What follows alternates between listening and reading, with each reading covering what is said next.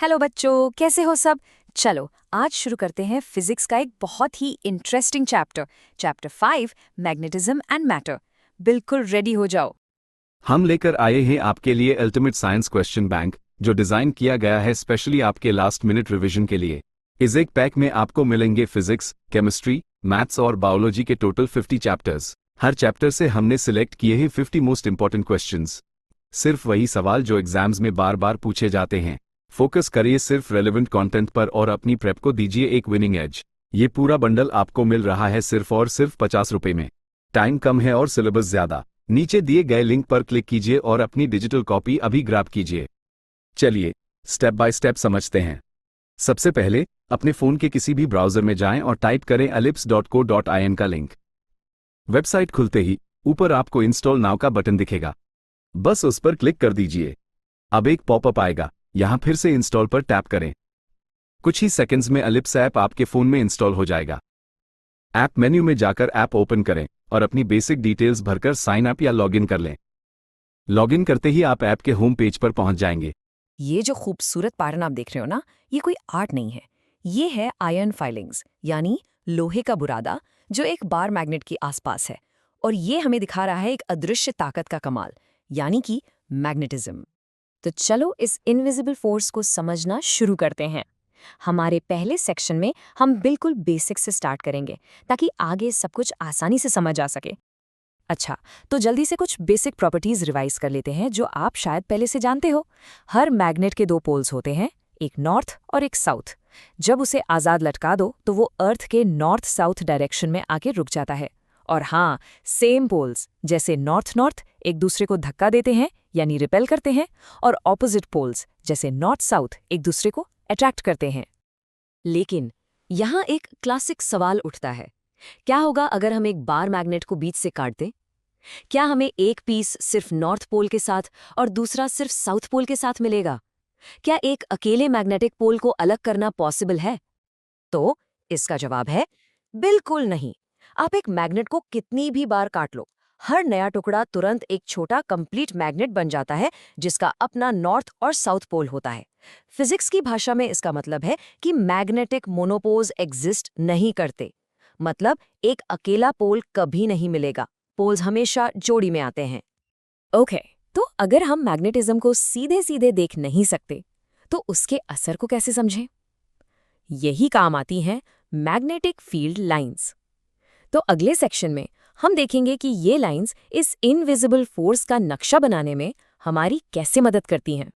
चलो उस पहली इमेज पर वापस चलते हैं, आयरन फाइलिंग्स वाली। वो पैटर्न असल में मैग्नेटिक फील्ड लाइंस का एक रियल वर्ल्ड स्नैपशॉट है। वो लोहे के छोटे छोटे टुकड़े इन्हीं अनदेखी फोर्स की लाइंस के साथ साथ खुद को अलाइन कर लेते हैं। बड़ा कमाल का नज़ारा है ना? अब इस स्लाइड पर जो 4 प्रॉपर्टीज है ना, ये बहुत इंपॉर्टेंट है, खासकर एग्जाम्स के लिए। ध्यान से सुनो। पहला, मैग्नेटिक फील्ड लाइंस हमेशा कंटिन्यूअस क्लोज लूप्स बनाती हैं। दूसरा, किसी भी पॉइंट पर अगर आप एक टेंजेंट खींचोगे तो वो उस पॉइंट पर मैग्नेटिक फील्ड की डायरेक्शन बताएगा। तीसरा, जहां लाइंस एक दूसरे के पास पास हैं वहां फील्ड स्ट्रांग होता है और जहां दूर दूर वहां वीक। और आखिरी, 2 फील्ड लाइंस कभी भी एक दूसरे को काट नहीं सकती।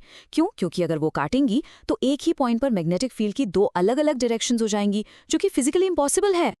ठीक है, अब आते हैं इस चैप्टर के एक कोर कॉन्सेप्ट पर। एक बार मैग्नेट को ठीक से समझने के लिए हम उसे एक ऐसी चीज से कंपेयर करेंगे जो आपने इलेक्ट्रिसिटी में ऑलरेडी पढ़ी हुई है। ये एनालॉजी बहुत जरूरी है। सबसे पहले ये देखो, एक बार मैग्नेट की फील्ड लाइंस का क्लासिक डायग्राम। आप देख सकते हो कि लाइंस नॉर्थ पोल से निकल रही हैं, घूमकर साउथ पोल में एंटर कर रही हैं।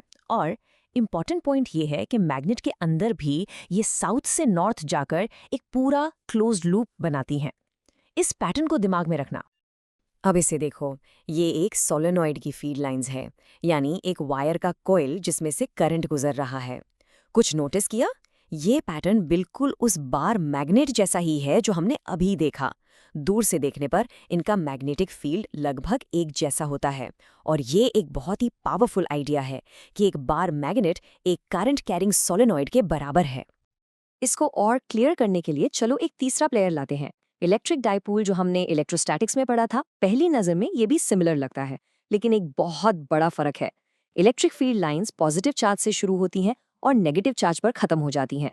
उनका एक स्टार्टिंग और एंडिंग पॉइंट होता है, वो लूप्स नहीं बनाती। यही फंडामेंटल डिफरेंस है। मैग्नेटिज्म हमेशा क्लोज्ड लूप्स के बारे में है, जबकि इलेक्ट्रोस्टैटिक्स में ऐसा नहीं होता। ये टेबल एक बेहतरीन रिवीजन टूल है, क्योंकि ये उस एनालॉजी को बिल्कुल क्लियर कर देता है जो हम डिस्कस कर रहे थे। अगर आपको इलेक्ट्रिक डाइपोल के फॉर्मूलाज आते हैं तो मैग्नेटिज्म का आधा काम तो हो गया।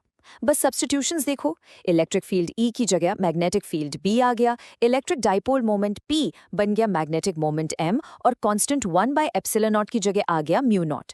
Axial field, equatorial field, torque और एनर्जी के फॉर्मूलाज का स्ट्रक्चर बिल्कुल सेम रहता है।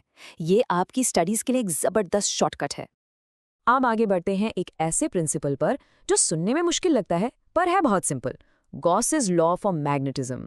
असल में अगर आपको ये कॉन्सेप्ट समझ आ गया है कि magnetic field lines closed loops बनाती हैं, तो ये लॉ आपको बिल्कुल आसान लगेगा। लेकिन लॉ को समझने से पहले एक टर्म डिफाइन कर लेते हैं, मैग्नेटिक फ्लक्स। आसान शब्दों में मैग्नेटिक फ्लक्स ये बताता है कि किसी दिए गए सरफेस से टोटल कितनी मैग्नेटिक फील्ड लाइंस गुजर रही हैं। ये डायग्राम इस कॉन्सेप्ट को बिल्कुल साफ कर देता है। सोचो कि ये जो डॉटेड शेप्स हैं, ये एक पूरी तरह से बंद सरफेस है, जैसे एक इमेजिनरी डिब्बा। क्योंकि magnetic field lines continuous loops हैं, तो जो भी लाइन इस डिब्बे के अंदर जाएगी उसको बाहर निकलना ही पड़ेगा। अंदर कोई स्टार्टिंग या स्टॉपिंग पॉइंट तो है नहीं। इसीलिए हर अंदर आने वाली लाइन के लिए एक बाहर जाने वाली लाइन है, तो नेट रिजल्ट क्या हुआ? 0।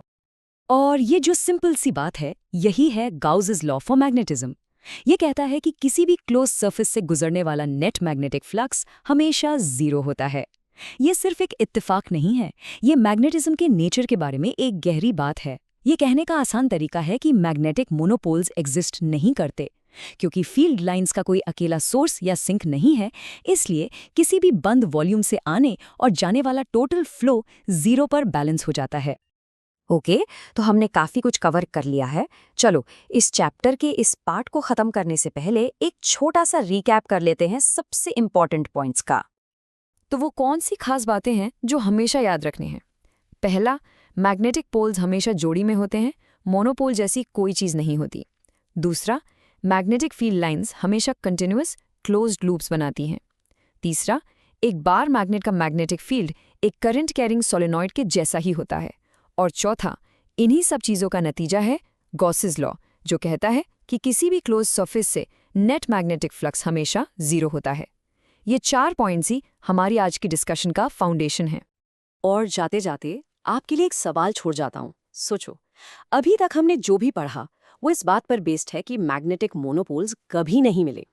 लेकिन अगर मिल गए तो? सोचो, कल किसी साइंटिस्ट ने एक अकेला आइसोलेटेड नॉर्थ पोल खोज लिया, तो फिजिक्स की दुनिया में क्या तूफान आ जाएगा? गॉस लॉ को कैसे बदलना पड़ेगा? इसके बारे में सोचना, और हम मैग्नेटिज्म और मैटर की अपनी जर्नी को अगली बार आगे बढ़ाएंगे। तब तक सवाल पूछते रहो।